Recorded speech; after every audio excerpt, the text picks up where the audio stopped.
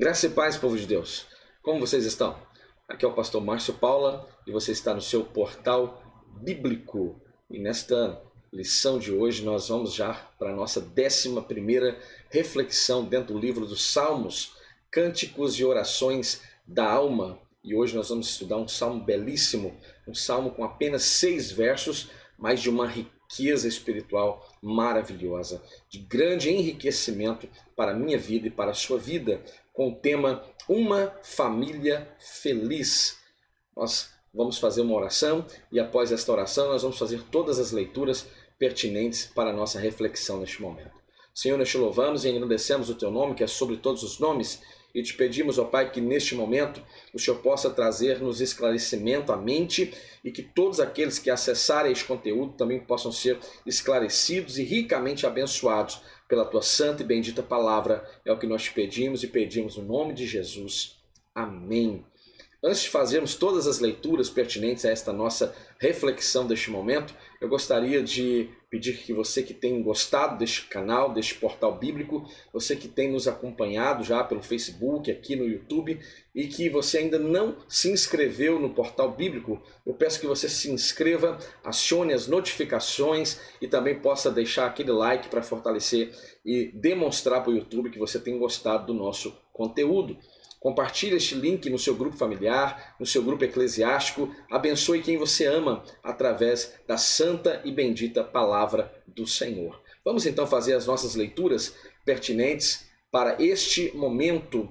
E o texto áureo nos diz da seguinte forma: do trabalho de tuas mãos comerás, feliz serás e tudo te irá bem. A nossa verdade prática nos diz que a felicidade no lar provém de Deus, do trabalho e da união. E a nossa leitura bíblica está inserida dentro do Saltério, Salmos de número 128, dos versos 1 ao verso 6. E nós vamos fazer agora a leitura deste texto tão maravilhoso, tão precioso. E eu peço que você tome posse da sua Bíblia física, não percamos o sentido de congregação e possamos ler então juntamente esta palavra tão maravilhosa. Bem-aventurado aquele que teme ao Senhor e anda nos seus caminhos, pois comerás o trabalho das tuas mãos, feliz serás e te irá bem. A tua mulher será como a videira frutífera aos lados da tua casa, as teus filhos como plantas de oliveira à roda da tua mesa. Eis que assim será abençoado o homem que teme ao Senhor. O Senhor te abençoará desde Sião, e tu verás o bem de Jerusalém todos os dias da tua vida, e verás os filhos de teus filhos e a paz sobre Israel. Salmo 128, versos 1 ao verso 6. E este é este precioso conteúdo que está diante de nós proposto para a nossa reflexão. Esta revista é uma revista da CADB e o pastor comentarista deste material relacionado ao livro dos Salmos, Cânticos e Orações da Alma é o pastor Rui Raiol. E nós temos diante de nós um salmo maravilhoso, com uma lição preciosa para a nossa vida familiar. Este salmo deve ser, eu até mesmo lhe aconselho que na reflexão, convide a sua família, os seus filhos, assentem à mesa e sejam edificados por esta palavra tão maravilhosa juntamente com toda a sua família. Faça desta reflexão o seu devocional deste momento com toda a sua família reunida, porque nós sabemos que, embora a célula máter da sociedade, que é a família, ande, de certa forma, desacreditada por uma parcela da sociedade, nós ainda continuamos acreditando que a família é algo instituído por Deus, é algo extremamente bom, é algo agradável e precioso ao Senhor. E família não é apenas um projeto idealizado por homens, mas família é um projeto delineado por Deus. O Senhor, Ele é o autor da família.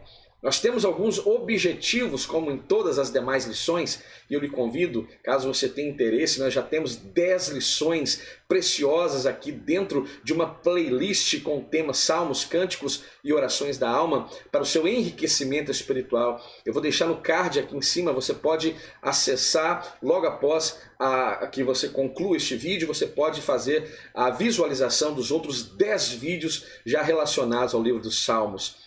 Eu espero do fundo do meu coração que este material aplicado aqui pelo Portal Bíblico possa trazer edificação para a sua vida.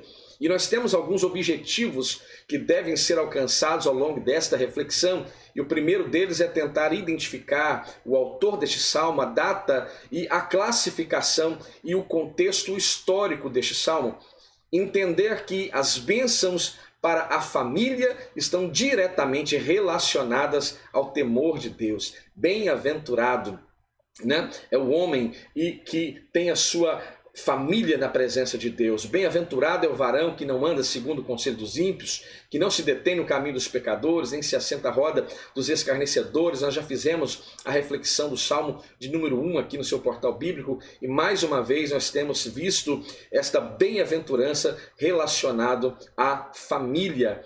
E compreender que o templo e o lar são lugares de excelência para o Senhor, e de onde ele ordena então as bênçãos e ele ordena a vida. Este Salmo 128 é um hino maravilhoso. Inclusive hoje são 14 de maio de 2020, no nosso culto aqui na Igreja Assembleia de Deus em Barcelona, na Serra, eu estive ministrando a palavra de Deus e preguei justamente este Salmo de número 128. Ao longo deste dia, refletindo e sendo ministrado por Deus por este salmo tão precioso, de fato, um cântico que é ideal para as famílias, para os casais, para aqueles que estão se preparando para o matrimônio, né? E é muito interessante que este salmo nos traz tanta edificação. São apenas 6 versos, mas de uma grandeza, de uma riqueza espiritual que nós somos incapazes de mensurar. Como todos os cânticos dos degraus, haja vista que este salmo de número 128 também está categorizado como um cântico de romagem, um cântico dos degraus, o cântico do peregrino que, pelas suas 3 grandes convocações anuais, deveria se apresentar em Jerusalém para celebrar e festejar ao Senhor. Então nós vamos entender que este também era um hino de louvor que estava nos lábios do peregrino que ia em direção a Jerusalém. E o Salmo 128, ele juntamente com o Salmo 125, o Salmo 130, o Salmo 131, todos eles têm uma apresentação clara e uma preocupação direta relacionado ao povo de Israel, a nação de Israel, porque nós vemos no Salmo 128, e verás os filhos de teus filhos, e a paz sobre Israel. No Salmo 125, nós vemos que paz haverá sobre Israel. No Salmo 130, verso 8, diz que o Senhor, então, ele remirá a Israel de todas as suas iniquidades. No Salmo 131, no verso 3, diz que Israel deve esperar no Senhor. Então há uma forte alusão ao povo de Israel, o contexto do Salmo 128. É um salmo curto, mas como eu já disse anteriormente, extremamente abrangente e sugestivo de uma edificação espiritual atípica, fora do comum, o que é peculiar a toda a Santa Escritura. A sua poesia é a melhor possível. Talvez em nenhuma região ele seja mais apropriado ou mais compreendido do que dentro da nossa casa, dentro do nosso lar, pois nós, acima de todas as nações, nos alegramos em cantar lar, doce lar, e que o Senhor possa abençoar a sua casa, que o seu lar seja um ambiente de glorificação do nome do Senhor, e que a sua casa seja próspera e abençoada, que os seus filhos sejam prósperos e abençoados. Dentro dos aspectos gerais desse salmo, nós não podemos reconhecer ou identificar quem é o autor do salmo de número 128. O título em itálico, que geralmente aparece nas nossas Bíblias, apenas nos fornece uma única pista, dizendo que este salmo é um cântico de romagem, um cântico dos degraus. Ao que tudo indica, temos a mesma autoria desta terceira trilogia dentro dos Cânticos dos Degraus. Sobre a data, logo não identificando o autor, também se torna incerta a data que este salmo fora composto e fora escrito. A sua classificação, como já dissemos, é um cântico de romagem, é classificado como um poema sapiencial, de sabedoria e extremamente didático. Porém, sua principal classificação vem mesmo do fato de pertencer aos salmos dos peregrinos que entoavam então estes cânticos quando subiam para Jerusalém para participar de suas 3 mais importantes, eu posso assim dizer, festas anuais, que uma grande convocação era feita e todo homem deveria partir de toda parte do território de Israel e ir até Jerusalém para celebrar o Senhor. A saber, a festa da Páscoa com a festa dos pães asmos seria a primeira, a segunda festa, a festa das colheitas ou a festa das semanas, que a partir do Novo Testamento nós vemos sendo apresentada como Pentecostes, e também a festa dos tabernáculos ou a festa das cabanas. O contexto histórico deste salmo, o salmo de número 128, encerra então uma trilogia de cântico dos degraus, do salmo 126, salmo 127 e o salmo 128. Esta trilogia apresenta então uma ideia que vai crescendo e se tornando robusta ao longo do contexto, a partir do Salmo 126 até o final do Salmo de número 128. Aqui, dentro do contexto do Salmo 128, é importante salientar que Israel encontra-se em um período de desafio, um período de repovoar a nação, cuja população diminuiu bastante ao longo de 70 anos de exílio na Babilônia. E por essa razão nós temos uma ênfase especial à família e também à procriação desta família, que esta família seja fecunda, que ela seja prolífera, que ela seja de fato abundante na face da terra. A oliveira, a árvore mais valiosa da Palestina, ela que surge como uma metáfora perfeita a respeito da reprodução. É uma árvore longeva que alcançava perto de 12 metros quando ela atinge 500 anos de idade. E apenas em caráter de curiosidade, há um registro que em Santa Iria de Azóia, em Portugal, há uma oliveira e ela contabiliza já mais de 2.850 anos. Haja longevidade para esta oliveira. Era o símbolo mais preciso para o aspecto da estabilidade, da riqueza e, mais importante, da longevidade, de que o regresso do povo de Israel então necessitava durante o seu retorno de cativeiro, se estabelecendo nas terras de Judá, em Jerusalém. Veja como a palavra de Deus ela apresenta de formas tão preciosas, figuras, símbolos que representam então algo tão importante para a nação de Israel e que também podem ser aplicadas diretamente à minha vida e à sua vida. As bênçãos então para a família, do Salmo 128, do verso 1 ao verso 3.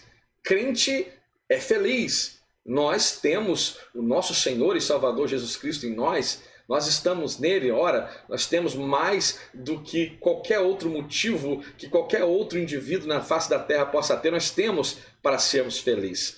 Bem-aventurado aquele que teme ao Senhor e anda nos seus caminhos. Aqui a palavra bem-aventurado é uma tradução do termo grego makarios, que tem o sentido de feliz ou muito feliz. Esta tradução bem-aventurado nós encontramos dentro da Almeida Revisada, da Corrigida, mas quando nós lemos uma tradução linguagem de hoje, ou a Nova Versão Internacional, nós já nos deparamos com essa expressão: quão feliz ou muito feliz é o homem que teme ao Senhor e que anda nos seus caminhos. É a mesma expressão que Jesus vai usar, ou que é usada na tradução bíblica das bem-aventuranças que Jesus vai proferir em Mateus capítulo 6. Então, como já dissemos, significa feliz ou muito feliz. Segundo o erudito bíblico Raymond Brown, não se trata meramente de um desejo de felicidade, entenda isso, não é apenas um desejo de felicidade, tampouco mera consequência de uma conduta de um servo íntegro, mas nos seus originais tais expressões reconhecem de fato um estado concreto de felicidade, afirmando que é uma qualidade que já se encontra na minha vida, que já se encontra na sua vida. Nós somos felizes porque nós temos a essência de toda a felicidade, que é Cristo, e está em nós. Nós somos templos, então nós assim nos alegramos e celebramos ao Senhor. O verso 1 também é uma declaração de maturidade espiritual. Que curioso esse comentário, de maturidade espiritual. A expressão que bem-aventurado é aquele que teme ao Senhor e que anda nos seus caminhos, uma expressão ou uma declaração de quem já vive uma maturidade espiritual. Pois o cativeiro, os 70 anos de cativeiro de Judá na Babilônia, era fruto justamente da desobediência, da imaturidade, do povo sendo rebelde contra Deus, ainda que os profetas veterotestamentários vaticinassem a respeito desse cativeiro. Jeremias é um profeta que veementemente ele batia nesta tecla, tentando alertar o povo de Israel desde o tempo do rei Josias até o momento em que este povo está sendo levado cativo para a Babilônia durante suas 3 incursões a qual a Babilônia submete o povo de Judá. No capítulo 25 do profeta Jeremias, apenas para fundamentar esta afirmação bíblica, no versículo 3 diz que desde o ano 13 de Josias, filho de Amon, rei de Judá, até o dia de hoje, no período em que o profeta Jeremias então profetiza, período de 23 anos de idade, período de 23 anos. Veja, não são 23 dias, não são 2 dias e 3 horas, são 23 anos. Ele diz: tem vindo a minha palavra do Senhor e vou-lo tenho anunciado, madrugando e falando, mas vós não escutastes. Então o cativeiro vem, e este cativeiro, também é uma demonstração de imaturidade, de irreverência, de irresponsabilidade. Então a declaração deste salmista anônimo, inspirado pelo Espírito Santo de Deus, é também uma demonstração, uma declaração de uma maturidade espiritual. O verso 2 diz que nós temos felicidade no trabalho, comer o fruto que é colhido ou produzido pela nossa mão. Do trabalho de tuas mãos comerás. Tem um profundo significado neste salmo, não sendo apenas a memória daquilo que está lá em Gênesis 3,19, onde o próprio Deus assevera a Adão de que de fato ele teria que trabalhar para se alimentar, do suor do teu rosto comerás o teu pão, Gênesis 3,19. Mas este texto está muito além e tem uma profundidade ainda muito preciosa que nós vamos discorrer agora. Este versículo, o verso 2, é um brado de alegria de quem foi livre da servidão, de quem não vive mais sob a escravidão. Os cativos, durante este cativeiro na Babilônia, trabalhavam para outros e comiam de mãos alheias. Não tinham o prazer de plantar e colher. Esta declaração que Davi nos apresenta no Salmo 37, verso 25, ele diz: já fui moço, hoje sou velho, nunca vi um justo desamparado, nem a sua descendência mendigar o pão. Em nossa sociedade, homem e mulher são iguais em direitos e obrigações. O artigo 5º da nossa Constituição Federal, no inciso 1, nos dá esta informação precisa, o que inclui então direitos e deveres, e aqui está em vista, está em voga também o aspecto do trabalho. Precisamos contextualizar este salmo. Para o judeu que voltava à sua terra natal, em 536 a.C., pós 70 anos de cativeiro babilônico, vivia-se o auge de uma sociedade patriarcal. Mas veja, onde a função essencial da mulher estava ligada ao ato de procriar. Mas nós vamos entender que isso foi alterando ao longo do tempo e hoje nós já conseguimos, embora muitos direitos ainda serão estabelecidos para as mulheres e que estão sendo construídos, mas hoje já há, hoje já se vislumbra uma igualdade como deve de fato ser.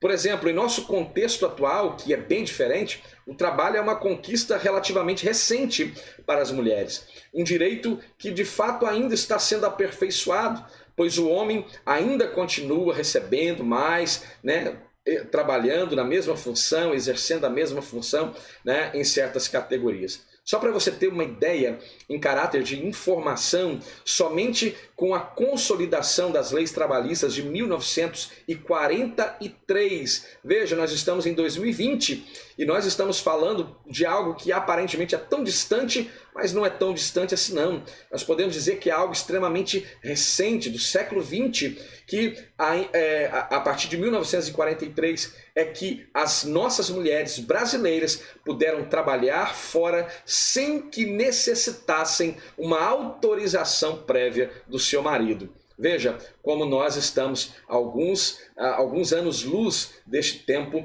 retrógrado, em um tempo onde de fato as mulheres eram menosprezadas por alguns homens. Esta é uma verdade. Nós precisamos então de sabedoria de Deus para interpretar a palavra neste sentido. Do mesmo modo como a mulher agora judia naquele tempo não tinha a mínima condição de trabalhar conforme o nosso modelo atual de trabalho. Assim não podemos querer utilizar no século XXI o modelo patriarcal que estava em voga naquele contexto da antiguidade. Precisamos ter em mente, nós que lidamos com a palavra, nós que instruímos, nós que discipulamos, temos que entender e nós temos que aprender a separar um pouco a respeito da doutrina bíblica, porque este é um fator que tem causado muitos problemas nos dias de hoje. É necessário separar a história da doutrina bíblica a ser aplicada nos nossos dias atuais. Ambos os cônjuges são chamados a cooperar no orçamento doméstico, não devendo haver imposição sobre a mulher, que pela sua natureza biológica e tradição familiar já muito trabalha e havendo atividade externa ainda, aí que trabalha mesmo, acaba vivendo múltiplas jornadas. Eu tenho exemplos, a minha mãe sempre trabalhou muito, minha esposa também trabalha muito e nós observamos que também faz parte do caráter da mulher esse desejo de ser ativa, proativa e exercer também o seu ofício, seja ele no seu domicílio, na sua casa, como também de forma como os homens trabalhando em empresas privadas ou estatais. Então, observemos que nós temos que entender essa diferenciação hoje, porque é muito importante. Não podemos vincular o aspecto doutrinário, o aspecto histórico. Há de se ter cautela, uma mente sadia para a compreensão correta, coerente destes assuntos. Agora, a fecundidade e a união no lar. Salmo 28, verso 3. 128, verso 3. Tua esposa no interior de tua casa será como uma videira frutífera, os teus filhos como rebentos de oliveira à roda da tua mesa. A esterilidade sempre foi um fator complicador para aquela sociedade patriarcal. No caso de Israel, por exemplo, este fato sempre perturbou, de certa forma, a nação de Israel. Lá em Gênesis 16, você vê a expressão de que Sara era estéril. Nós vemos que Rebeca, Raquel, a esposa de Manoá, Ana, também tinha sua madre cerrada, mulheres que geraram homens extremamente importantes dentro da palavra de Deus e que eram estéreis. Então, deixando o exílio, o povo retornando para a terra de Judá, esse fato sempre perturbou o pensamento daquele povo, principalmente das mulheres hebreias, porque elas tinham, juntamente com seus esposos, obviamente, o dever de repovoar a terra de Judá. Se antes a esterilidade era um complicador, como vemos na angústia de Ana, e você pode abrir a sua Bíblia depois, com mais tempo, no primeiro livro de Samuel, capítulo 1, do versículo 9 ao verso 18, e ali você vai se compadecer de Ana por todo o seu sofrimento, né? Embora Ana sofrera bastante com isso, também agora essas mulheres que retornam do cativeiro tinham esta preocupação sobre as serem férteis ou estéreis, né? Era algo que poderia trazer grandes preocupações à mente daquelas mulheres, né? Eu creio que até nos dias de hoje, mesmo nos dias de hoje, dessas mulheres modernas, né, antenadas, né, e que é muito importante, mas eu creio que mesmo nos dias de hoje, uma mulher não se sinta confortável sabendo, identificando de que não possa gerar filhos. Embora esta geração é muito curioso e talvez um tanto quanto triste esta avaliação, embora essa geração prefira chamar seus pets, né, de filhos do que gerar um filho de verdade, né? Então são contextos extremamente atuais que estão em voga e que requer a nossa atenção. Em nossa sociedade atual, a mulher não deve e, na verdade, nem pode mais ser vista apenas por este ângulo. A mulher que procria, a mulher que cuida da casa. Não, este pensamento ele já foi, e louvado seja Deus por isso, ultrapassado já há algum tempo. O planejamento familiar, é claro, é importantíssimo, né? A função da esposa dentro do casamento continua, né, amparado pela Bíblia, importantíssimo. A função do marido, como observamos a função do marido e como ele deve se portar em relação à sua esposa, dentro da Bíblia, também é extremamente importante. Não ignoremos aquilo que a palavra diz, mas que tenhamos então propriedade para discernir esses acontecimentos nos dias de hoje. Então veja, o planejamento familiar ainda deve ser extremamente importante. O número de filhos deve ser decidido não pelo pai, não pela mãe, mas deve ser decidido por ambos. E não esquecendo, é claro, que essa prerrogativa de dar a vida é um ato divino. Portanto, nós entendemos e que fique claro que a maternidade, a paternidade é apenas uma delegação divina, sendo Deus o verdadeiro Pai, como está em Efésios 4:6, um só Deus e Pai de todos, a qual é sobre todos e por todos em todos vós.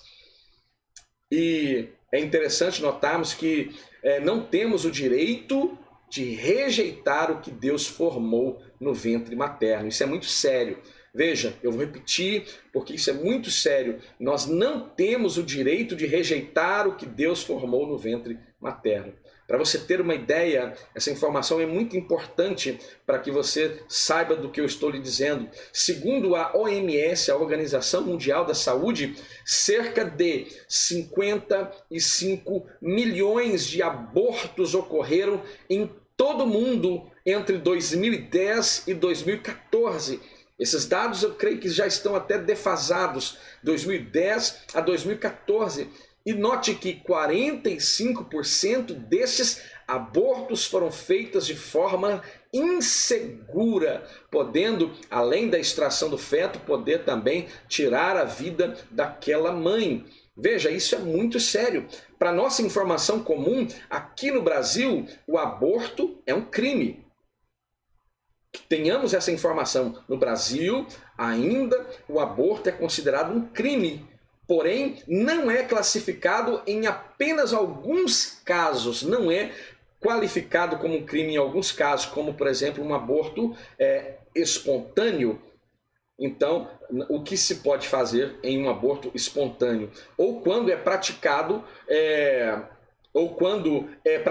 por médico capacitado em 3 situações. A primeira delas, em caso de risco de vida para a mulher causado pela sua gravidez, uma gravidez de risco.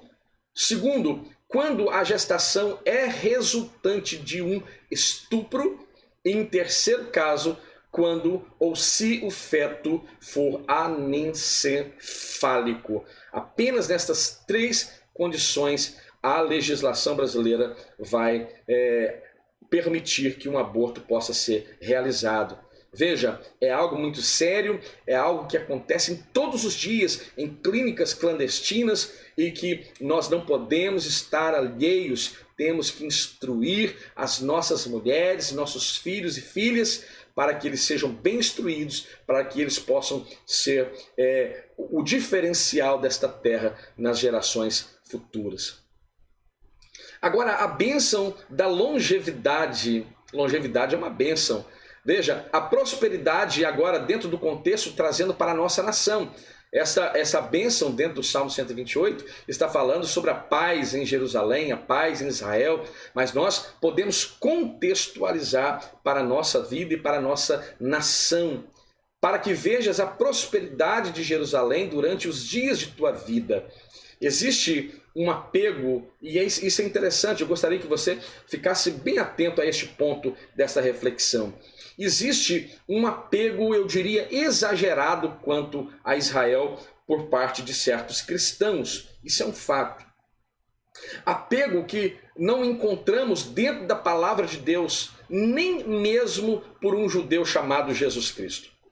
Jesus, o nosso mestre, ele não endeusou lugares para aqueles que acham que se forem fazer, para aqueles que acham que se forem fazer turismo em Israel mascarado como uma busca espiritual, coisa que muitos fazem, né? E ele também não endeusa, Jesus não vai endeusar lugares e tampouco ocasiões. Veja que sobre Jerusalém, Jesus proferiu um lamento em Mateus 23, versículo 17, o lamento é claro: Jerusalém, Jerusalém, que matas os profetas e apedrejas os que te são enviados, quantas vezes eu quis ajuntar os teus filhos, como uma galinha ajunta os seus pintainhos debaixo das asas, mas você, Israel, rejeitou, você não quis, tu não quiseste. A repreensão, o lamento de Jesus sobre Jerusalém. Devemos ter muito cuidado e que isso sirva para a nossa reflexão e que você possa dar atenção a esta palavra, não endureça o seu coração ao ouvir esta palavra. Cuidado com o fundamentalismo religioso que exalta Israel, exalta os seus símbolos, né? Os símbolos de Israel devem ser para nós extremamente importantes, sim, mas eles devem, antes de tudo, nos ensinar e não tornar ídolos para nós, né? Como alguns têm o shofar, a arca da aliança, a menorá, entre outros. E acabam por menosprezar outros povos, outras nações. E veja que é justamente isso que Paulo vai combater com severidade, esse comportamento judaizante. Essa ideia foi combatida pelo apóstolo Paulo. Se você acender ao card que vai aparecer aqui, é uma playlist sobre o estudo sobre a igreja eleita, um estudo maravilhoso dentro da carta de Paulo aos Efésios.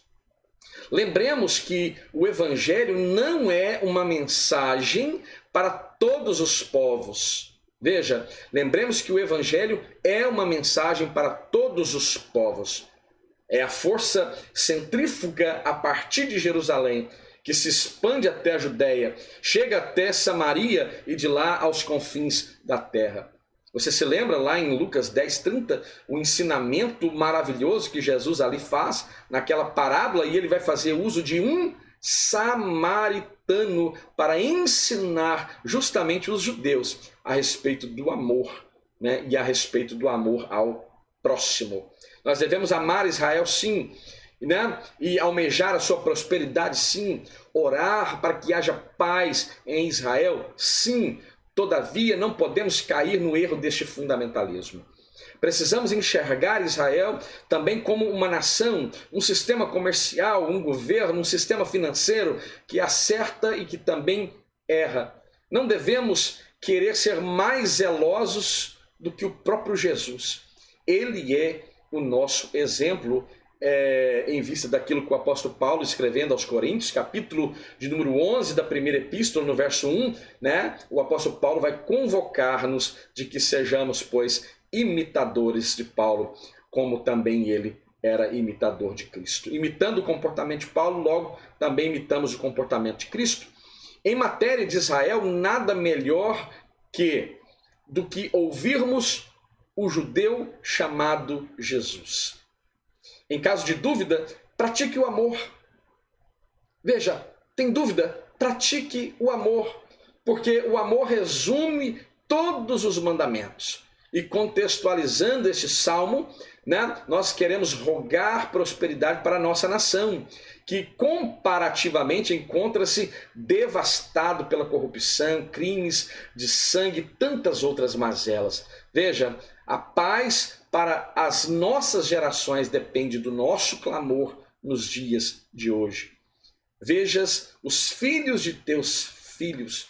É uma bênção que ela é hereditária. Ela vai alcançar o meu filho e o filho do meu filho, ou os meus filhos e os filhos dos meus filhos.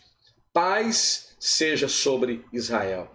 Vejam, os filhos dos teus filhos era a esperança e fé presentes agora no coração de cada família judia que voltava ao longo do cativeiro da Babilônia. Contemplar os nossos filhos e netos é uma grande bênção do Senhor. Israel volta do cativeiro. As famílias estavam ainda divididas desde a saída, pois alguns, acreditem, ainda ficaram na terra da Babilônia. E lá na Babilônia, muitos nasceram, muitos morreram, alguns não quiseram ou não puderam voltar à terra da promessa. Depois de uma longa e sofrida viagem, Israel volta a clamar no verso 6. Veja, e o Brasil está clamando. Você que está antenado, todo mundo está antenado no que anda acontecendo no mundo, e nós, brasileiros, estamos antenados com tudo aquilo que está acontecendo aqui na nossa pátria, na nossa nação. O Brasil está clamando por paz. Você pode achar isso absurdo e sensacionalista, mas é uma verdade. O Brasil está à beira de uma guerra civil. Acredite nisso.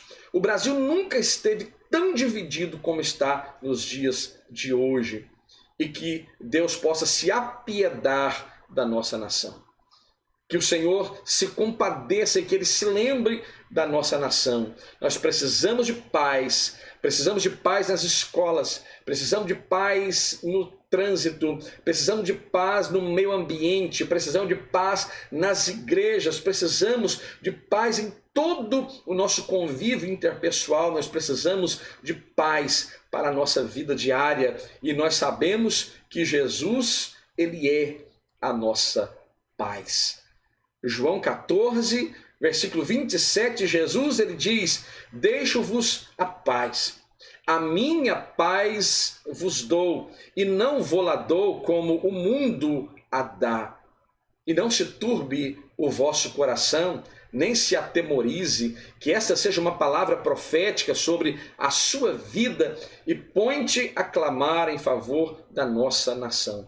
Nossa nação, uma das mais abençoadas pelas mãos do Criador, tem caído, hora ou outra tem caído em mãos erradas. Oremos pelos poderes legislativo, executivo, judiciário, que Deus abata, que Deus combata toda a corrupção e que essa nação venha viver dias gloriosos, porque berço esplêndido nós temos, mas esse gigante não pode ficar deitado neste berço esplêndido.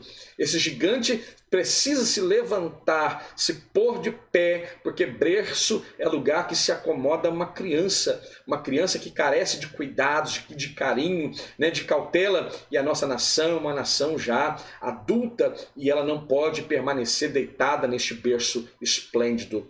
Veja, que o Senhor possa virar toda a cultura brasileira. A cultura de corrupção ela não está centralizada em um aspecto político apenas, mas infelizmente há uma raiz de corrupção enraigada dentro da nossa nação, e isso precisa ser arrancado e mudado, e isso vai acontecer da mais tenra idade, da formação do caráter dos nossos filhos, até estes formarem e auxiliarem a formação do caráter dos seus filhos. Entenda isso. Não depende apenas de mim e de você, depende daquilo que nós estamos construindo para as gerações que virão após nós. Vejam, vivemos então essa cultura de corrupção que não livra nem mesmo, e com muito pesar eu digo isso, não livra nem mesmo alguns segmentos religiosos. E isso é entristecedor. Veja, igrejas erguem-se no Brasil como se fosse uma empresa nacional ou multinacional. Veja, e poucos têm muitos. Essa diferença, né, da riqueza mal distribuída, poucos têm muitos. Muitos morrem pela insegurança, falta de saúde, acidentes de trânsitos, né? Busca a estatística sobre o trânsito do seu estado. Aqui no estado do Espírito Santo é o Detran, e nós podemos ter informações a respeito do nosso estado acessando o site, e ali você vai ter estatísticas mostrando o alto índice de mortos, de acidentes, né, por causa de imprudência, por causa do estresse, por causa de tantas questões que acabam fomentando, né, o trânsito e a impaciência, a falta de paz, né? Por isso há um clamor para que haja paz também no trânsito e tantas outras mazelas que nós não temos tempo. Na verdade temos, mas ocuparia muito tempo apenas listando coisas que, na minha modesta opinião, nos é desnecessária para este momento. Oremos então por Israel, tendo os nossos pés firmes aqui na nossa terra, firmes aqui no nosso Brasil. Ore pela sua nação. Assim clamamos neste país, que possamos ter segurança, que possamos ter saúde, para contemplar então esta promessa inserida dentro desse salmo, a respeito dos filhos, dos nossos filhos, e também a paz sobre a nossa terra, sobre a nossa pátria amada Brasil. Viver e ensinar os princípios bíblicos e o temor do Senhor dentro dos nossos lares é o primeiro passo para que desfrutemos de uma vida próspera, integremos uma igreja saudável e vivamos em uma nação abençoada. A minha responsabilidade como pai, a sua responsabilidade como pai, a nossa responsabilidade como genitores é muito superior a apenas o aspecto de felicitar os nossos filhos e tratá-los aparentemente bem. Mas nós temos que forjar seus caráteres em Cristo, e que nós possamos ter a Bíblia Sagrada como esta ferramenta maravilhosa para a edificação da nossa vida, da nossa família, e esta precisa ser a nossa preocupação. Senhor, eu te louvo, e neste momento eu suplico que o Senhor possa aplicar esta palavra e que esta lição possa alcançar milhares de pessoas. Senhor, que esta lição possa alcançar milhares de vidas e que possam essas vidas ser instruídas pela esta palavra tão preciosa. É o que eu te peço, e peço no nome de Jesus. Mais uma vez eu te peço, você que tem gostado deste conteúdo, você que tem gostado deste canal, se inscreva neste canal, compartilhe o link deste canal para seus amigos, convide-os a também inscreverem-se neste canal, clicar lá no sininho para que sejam notificados pelo YouTube e que você possa curtir todo este conteúdo. Fiquem bem, fiquem em paz e até a próxima!